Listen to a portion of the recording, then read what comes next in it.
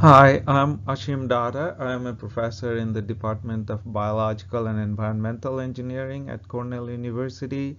This particular module is a very short introduction to a series of modules intended to help recap the math that might have been done a year or two earlier before taking an undergraduate course on heat conduction or mass diffusion. So the heat equation, as we call it, uh, can be written in a very general form that looks something like this.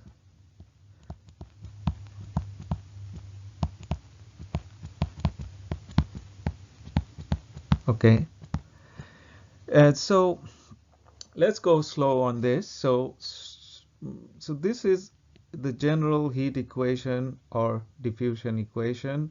Here, T is the dependent variable, and independent variables are small t, in this case time, and as we'll see here, we have x or other spatial directions, and then these guys q, rho, cp, k, they are constants.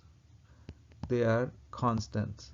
Okay, so this is the most general form, and this will come from physics. So this is what we do in a heat transfer class. We derive this. So it comes from physical consideration. Now this is the most general form, and if I write this in a specific coordinate system, then in Cartesian it looks like this. So the spatial um, derivative is written. It becomes del square t becomes del square t del x square plus del square t del y square plus del square t z square.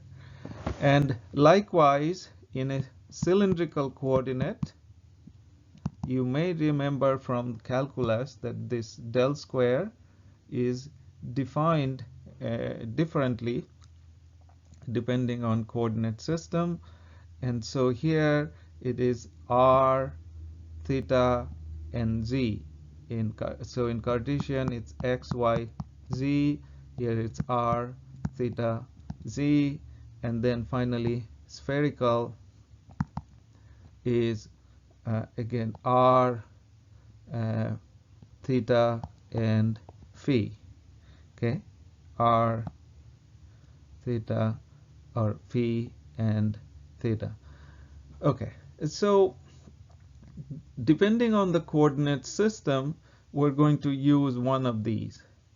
But these equations in this form, the way you're seeing now, it's kind of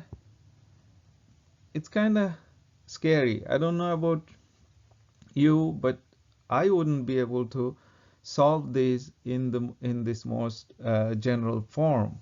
So what do we do? So let's take the one in Cartesian coordinate,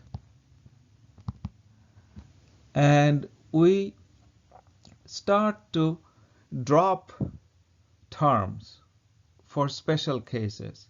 So in this Cartesian equation written as it is, t is a function of x, y, z, q, and so on.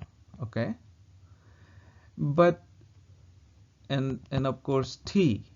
Okay, so one of the simplifications we do quite a bit is t is not a function of time. So as we'll see physically, that means the process is steady. So if t is not a function of time, and we would also do 1D. So when we do 1D, we drop the other two terms. So under these conditions, immediately this equation becomes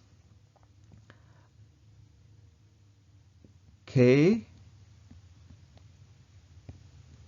d square t dx square plus q equal to 0, or d square t dx square equal to minus q over k. So I change from del to d because it's now function of only one variable, and then d square t dx square is equal to minus some constant. This is something you can see, that looks a very easy one to solve.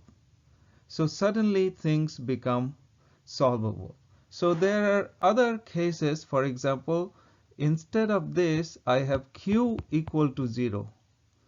So if q is 0, then the equation becomes del t equal to k over rho cp del square t del x square. So I am still doing 1d. Okay. Now this is again, this equation is more complex, quite a bit more complex than solving this one. However, this is the equation. This equation is something that you have seen in your partial differential equations when you did your partial differential equations course. You have actually solved this one. If you recall, this has some sort of a series solution. So then what are we doing here is you learn this solution in one class, this solution in another class, but we need both of these in this class. So we try to collect all these solutions that we did in different courses over a period of probably 2 years, but we need them now in solving these different cases of the physics of heat conduction. And so we have a number of modules where we have these special case solutions all collected together. So for example, when we say when q equal to 0, so this right hand side, this the constant part is equal to 0, then we call these homogeneous equations. Okay, if q is not 0, then it's non-homogeneous. So we have these different categories. For each one of them we have a short module, and those I would encourage you to go over. Thank you.